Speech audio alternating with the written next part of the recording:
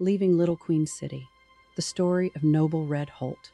Some stories begin in darkness. Others begin on a quiet farm with a boy everybody seems to like. This one begins in Pulaski County, Kentucky, in a small northern community called Buncombe. Noble Holt was born on September 9th, 1891, but most people would not come to know him as Noble. They knew him as Red, and from the records we found, the nickname fit. Red had blue eyes and fiery red hair. He was friendly, charismatic, and well thought of around Pulaski County. But Red's life would not stay quiet. Red grew up country, but when he was old enough, he left. And that is where this story starts moving. From Little Queen City to the Queen City. Somerset was the Little Queen City. Cincinnati was the Queen City herself. By 21, Red had made his way to Cincinnati. The railroad almost certainly shaped the path. A young man looking for work could follow those rails straight into a different life. In Cincinnati, Red met Daisy Davidson. They married in 1911. For a while, he looked like a man building a life. By 1917, he was a signalman for the Southern Railroad, working the route from Cincinnati to Danville. That matters, because later, Red would be accused of helping rob railroad payroll money. He understood the system. By 1918, something had changed. Red was no longer a signalman. The records say he was working as a car mechanic. Red had fallen in with men suspected of auto thefts and robberies in Cincinnati and northern Kentucky. Suspicion is not the same as conviction. But by 1922, police and private detectives were watching him closely. In February 1922, two men carrying $7,000 in payroll money were robbed. For the time, that was a major haul. Red was implicated. He denied involvement, but detectives Paul Ryan and Cal Krim said they had been tracking him for weeks. Daisy said Red had largely abandoned her and their boys. Each time he was in court, he promised to do better. Instead, the walls closed in. On April 5th, 1922, Red was in downtown Cincinnati when authorities moved in.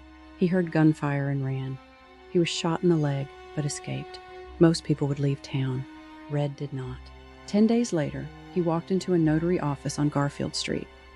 That decision changed everything. The notary, Mrs. Amanda Blymeyer, became suspicious.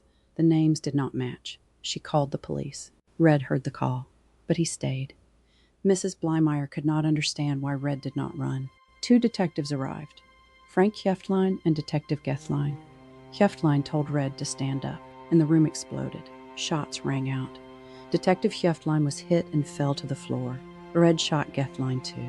Mrs. Blymeyer described the scene as a nightmare. Bullets through doors, blood on the floor, and Red jumping over her. Red escaped the building but didn't get far. Someone grabbed him. An officer took the gun.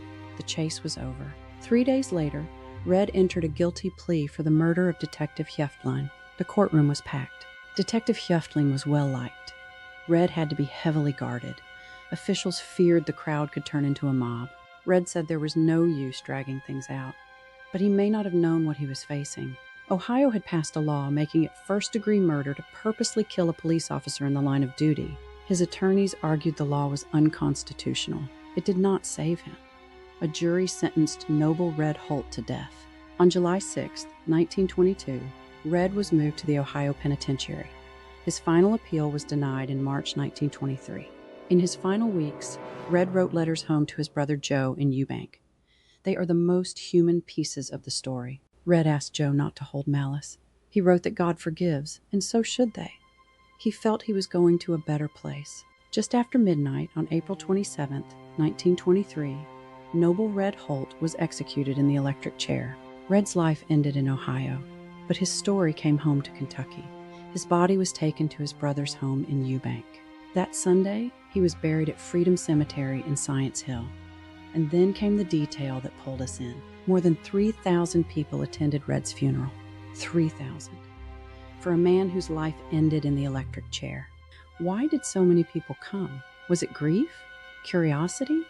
Or was Red someone who could be both deeply flawed and deeply remembered? They remembered the red-haired boy from Buncombe. The brother Joe never gave up on. The boy who never truly made it back. Noble Red Holt was not just a villain. He was a son, a brother, and a father. But his choices ended another man's life. Leaving Little Queen City, the boy from Buncombe. For the full story, visit Lake Cumberland Tactical Innovations to find out more about Volume 2 in the series or leave us a comment. This has been an LCTI production.